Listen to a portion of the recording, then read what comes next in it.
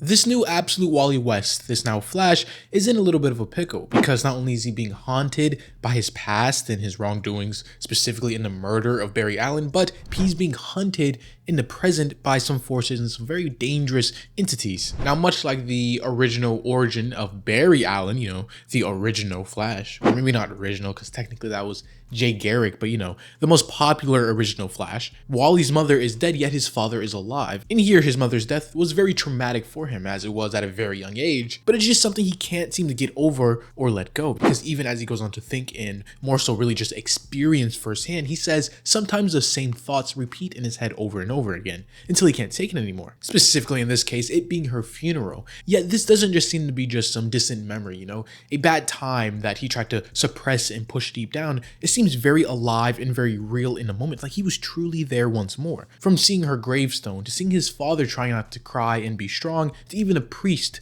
reading out words that are meant to comfort him, but is doing nothing of the sort. Wally in his head, reliving this memory, trying to stay calm, trying not to, explode with all these emotions and feelings he is experiencing. Yet it seems like this isn't just some normal memory, he isn't just reflecting on what happened, as suddenly it starts to change in the very moment. It's almost like he is here in this distant time. Again, just playing into the theory I had with whatever the Speed Force or whatever it's going to be known as going forward, it kind of made Wally exist in all periods of the timeline. From the past to the present to the future, he is kind of coherent in experiencing all of it in different bits and pieces. Because even as he goes to look down the grave where his mother would be buried, instead of just seeing a coffin or some representation of her, instead he sees something much, much darker. The conscious, the force, the almost spirit of Barry Allen. Him screaming out for help, screaming for Wally to help him. Still trapped and his fate intertwined with Wally in his new power set here. Really just giving us glimpses and pieces of what is going on with Barry without truly revealing what's happening. Though we can say for sure that Barry Allen, the short-lived mentor of this Wally West, isn't truly dead in the traditional sense. But as soon as it happened, Wally just wakes up, seeming like it was all just one big bad dream, but one that was just too real to just be whisked away and considered just a normal nightmare. Of course, in the present, Wally isn't alone as he is being accompanied by this version of Gorilla Grodd. Yes, still a small mutated monkey, but one that is pretty powerful in his psychic abilities. But for now, Wally and Grodd decide, well, it's too hot to sleep over here, so let's go into the town and see if we can find some food and some better shelter. And just keep in mind this reoccurring theme of it being hot, because yes, it serves a very real and important purpose later on. But for now, as they wandered through the town and Grodd hidden away in Wally's backpack, because obviously a glowing green monkey is going to draw unwanted attention to them, Wally goes on to think, ever since he met Grodd, his thoughts have been surprisingly calm. For the first time in the longest he can even remember. Maybe the extraordinary powers, or curse as Wally would think, and whatever happened in Barry's lab, the accident, is finally wearing off. But for now, all he does know for sure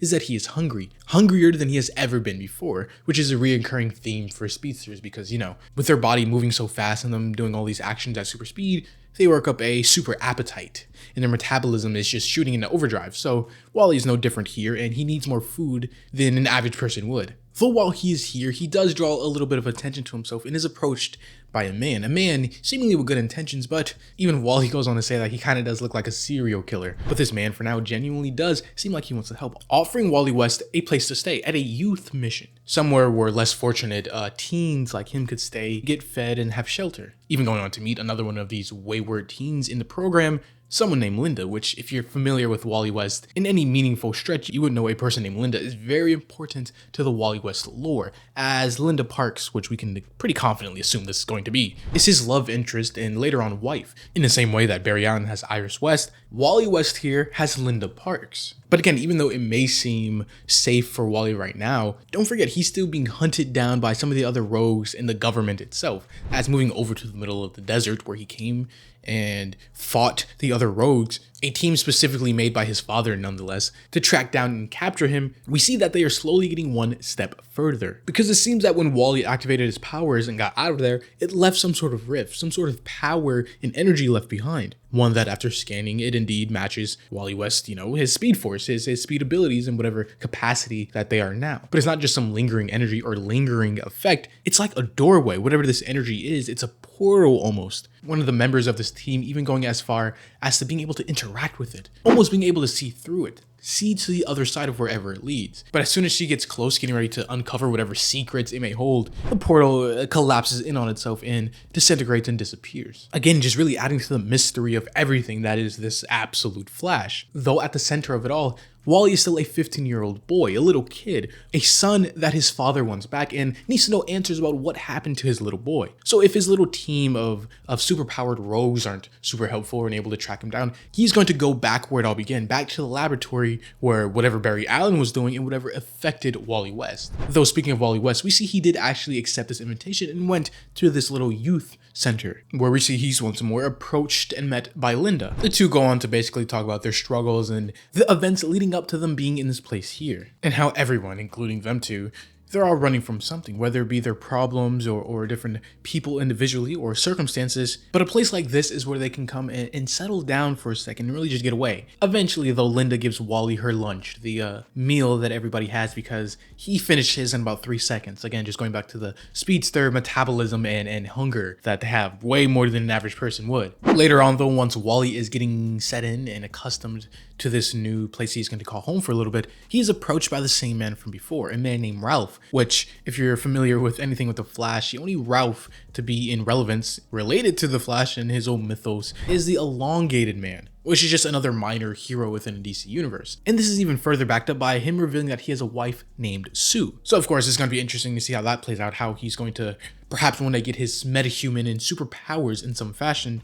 or if at all, he could just stay as a normal human and sidelined within this absolute universe. Though here, speaking of being sidelined, as Wally reaches into his bag to see and check on Grodd, he doesn't find the little green monkey. No, he finds nothing but his suit, as he looks out and sees Grodd is running away. Because something is calling to him. Grodd, using his psychic abilities, is being drawn like a moth to a flame to something very powerful, and the start of a whole new dangerous situation for Wally. Though as we move back, we see his father back at the same laboratory where everything went wrong, trying to just piece together what exactly happened and what he can even do to save his son, when he's approached by the head of everything, the head of whatever government and military operations they were doing here and what they were planning. And here's the real kicker. Her name is Dr. Thawne. Yes, that Thawne, like the Reverse Flash Eobard Thawne. Now, we don't exactly know what's the relation, but if she shares the name Thawne, yeah, nothing good could come from it. It even being revealed that the government has contracts with the Lazarus Corporation, the same corporation that Superman is dealing with over in Absolute Superman, and Barry Allen was the head of whatever contract in their augmented weapons program, developing and testing this almost non-human tech and abilities. It seems like all the experiments and powers came from this laboratory and program, from the rogues and their special abilities to Gorilla Grodd to even Wally himself and whatever he has turned into now. But Wally, as I just mentioned, is the prized possession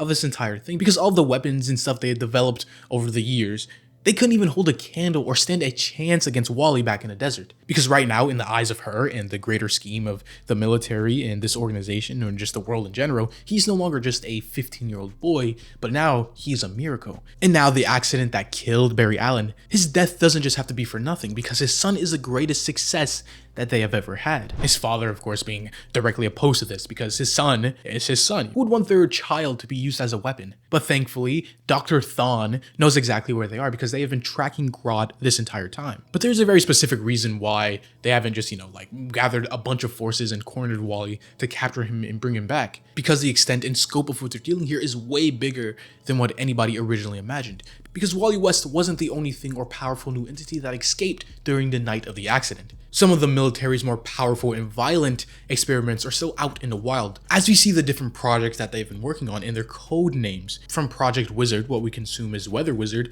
to Heatwave, to even Firestorm, and then a fourth unidentified one that is still a mystery to us now. And the reason why she brings this up is because Gorilla Grodd is leading Wally, his son, to these escaped experiments right now. So they can kill two birds with one stone. Sure, they could track down Wally and capture him, but also track down some of the other escaped metahumans and experiments and get them too, all at once. So back over with Wally, we see him trying to chase down Grodd as he just runs and hones in on whatever signal or beacon is calling him, eventually making it down into the sewers where the heat and temperature rises. Suddenly it gets very hot, like it was a sauna or a furnace down down here. Wally himself not understanding what is going on, why Grodd is leading him down here, and what exactly they're going to find. Till eventually he sees it. He gets close enough where he can really feel the heat before he's able to see what is causing it. As we see, it's this version of Heatwave. Yes, going from a relatively normal man whose only real ability is his weaponry to now this absolute version of him being some sort of lava monster creature. Just one of the experiments that the military were testing and now are let loose into the world and open public for now Wally himself to have to deal with. And if you think about it, if this is how Heatwave turned out, I can only imagine what Firestorm is now. As because even normally, Firestorm is wildly powerful. But if he is some sort of abomination just like this, yeah, it's not going to be pretty. It might even need a bigger powerhouse than Wally is now to help take down. Though, as always, this was AJ here at The Hero Informer, and thank you for watching.